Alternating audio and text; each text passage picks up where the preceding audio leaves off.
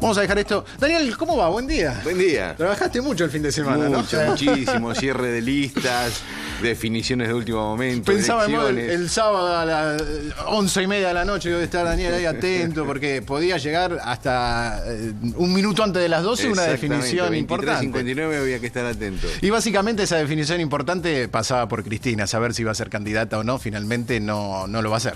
No lo va a hacer, se especuló candidata a diputada por Santa Cruz, a diputada por Buenos Aires, a gobernadora, especulaban algunos. Finalmente la presidenta no va a ser candidata a nada, ni siquiera al Parlasur, que era la otra opción que se había barajado con más fuerza. Así que seguirá liderando el Frente para la Victoria desde afuera, ¿no es cierto? Como la líder de ese espacio político, pero sin cargo. El que sí seguramente va a tener un cargo es su hijo, Máximo. También el líder de la Cámpora, el espacio juvenil que sostiene el kirchnerismo desde ese sector, va a ser diputado por la provincia de Santa Cruz, que era una de las especulaciones, aunque otros decían que podía ser intendente por Río Gallegos o diputado por la provincia de Buenos Aires. Finalmente va a ser candidato a diputado nacional por su provincia, la provincia donde reside, Santa Cruz. Axel Kicillof también, candidato a diputado, ¿no? Hay varios que se anotaron. Axel Kicillof va a encabezar la lista de diputados en Capital Federal, la segunda va a ser Nilda Garrey y el tercero Andrés Larroque, otro de los referentes principales de la Cámpora. Es decir, que el kirchnerismo puro, como le llaman algunos, el kirchnerismo más cercano a la presidenta, está ocupando los principales lugares en las listas. Por ejemplo, en la provincia de Buenos Aires, Guado de Pedro, otro dirigente importante de la Cámpora, va a ser el primero en la lista de diputados en la provincia de Buenos Aires. Seguramente. Bueno, y eso por el lado del oficialismo, pero también había una definición desde los otros sectores y se especulaba con quién iba a acompañar o no a Mauricio Macri. Finalmente creo que se inclinó por la lógica, ¿no? Totalmente. Es bastante conocida Michetti. Sí, aunque en la campaña se había dicho, la propia Michetti decía que no lo iba a acompañar, era una fórmula que se imponía, aunque Marcos Peña, que era el otro que tenía chances, es un dirigente muy importante dentro de la estructura del PRO en Capital Federal, el carisma de Gabriela Michetti y su popularidad es mucho más conocida que Marcos Peña, hizo que Macri naturalmente se inclinara por Gabriela Michetti. Era como hubiera sido un error político no contemplarla en la fórmula por los votos que le puede aportar Michetti. Claro, y obviamente no, él tiene que perforar la General Paz, Macri, o sea, ese es su gran desafío. Si elige muchas dirigentes muy vinculados con la ciudad de Buenos Aires, se van cerrando, ¿no? En este caso, bueno, es como una muestra. Sí, ese es conocida a nivel nacional. El problema que desde hace mucho tiempo se le plantea a Mauricio Macri, ¿no? Cómo penetrar en provincias, sobre todo el interior, incluso en la provincia de Buenos Aires. La fórmula a gobernadora, si querés, hablamos también un poco de cómo quedaron integradas las fórmulas en la provincia de Buenos Aires. Gabriela Michetti acompaña a Macri en Capital, pero la incógnita era quién iba a acompañar a María Eugenia Vidal como vicegobernador. Primero se habló de Ritondo, es más, estaba como número puesto. Sí, no se entendía muy bien qué pasó ahí. Ahí, sí, claro, hubo idas y vueltas porque ya se había anunciado oficialmente a Ritondo. Sí, yo lo escuché a él hablando en varias radios diciendo, sí, soy yo. Exactamente. Como dándolo por se lo había anunciado oficialmente, no se lo había anotado formalmente, pero se lo había anunciado oficialmente.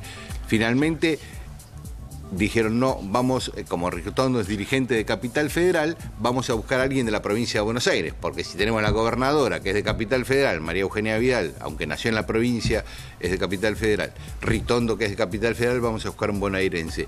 Y ahí hubo algunas trabas, porque primero anunciaron a Gobi, el intendente de Chascomús, y a las pocas horas del mismo viernes anunciaron a Daniel Salvador, un dirigente que no es muy conocido, pero que es un histórico del radicalismo de la provincia de Buenos Aires. Y por el Frente de la Victoria... Pasa que el radicalismo le asegura cierta expansión al PRO, ¿no? Claro, porque la estructura... Te digo, por ahí no es conocido para el votante, pero políticamente le puede dar algún peso, ¿no? Por supuesto, esta es la potencia que tiene la alianza del PRO con el radicalismo en muchas provincias, incluida en la provincia de Buenos Aires, que el radicalismo tiene estructura partidaria e institucional en las cámaras de diputados, tiene intendencias, en fin, en las legislaturas provinciales, una estructura que no tiene el PRO en casi ninguna provincia, salvo en Capital. Entonces, por eso es muy importante para el PRO esta alianza con el radicalismo. Y si no ponían en este caso un vicegobernador en la lista, como también hay radicales en la lista de diputados, le iba a ser muy difícil que el radicalismo traccionara votos, que trabajara en la campaña, pusiera a los fiscales, ¿no? Digamos, todo lo que implica lo que puede aportar una fuerza que tiene una estructura política en un territorio. Seguro. Y bueno, por el otro lado quedó entonces Aníbal Fernández con Sabatella y Julián Domínguez con Espinosa. Sí, que esa era la final otra... abierto para esas dos. Exactamente. Son las dos muy competitivas. Prácticamente hasta último momento. Porque cuando Sabatella pasa a ser el líder Nuevo Encuentro, titular del AFCA, candidato a vice de Aníbal Fernández, se abrió un interrogante. ¿Se bajará Julián Domínguez, se bajará Fernando Espinosa o irán juntos? Porque la presidenta le puso un vice a Aníbal Fernández, pero a ellos no le puso vice, claro. Era como una señal. Sí, ¿no? sí. Lo queremos un poquito más a Aníbal, parece que era el mensaje. Bueno, más o menos como había pasado con Randazzo y toda esa historia la semana anterior. Exactamente. Pero no tomaron el mismo camino. No tomaron el mismo camino, en vez de bajarse, se unieron. Entonces quedó Julián Domínguez como candidato a gobernador, Julián Domínguez, presidente de la Cámara de Diputados de la Nación, y Fernando Espinosa, el intendente de La Matanza, como candidato a vicegobernador. Eso fue lo... Sí, que La Matanza tiene un peso realmente importante en la provincia de Buenos Aires. Sí, por supuesto. Tiene más de 1 millón de votantes. Más que muchas provincias. Más que la gran mayoría de las provincias. Sí, por supuesto. Bueno.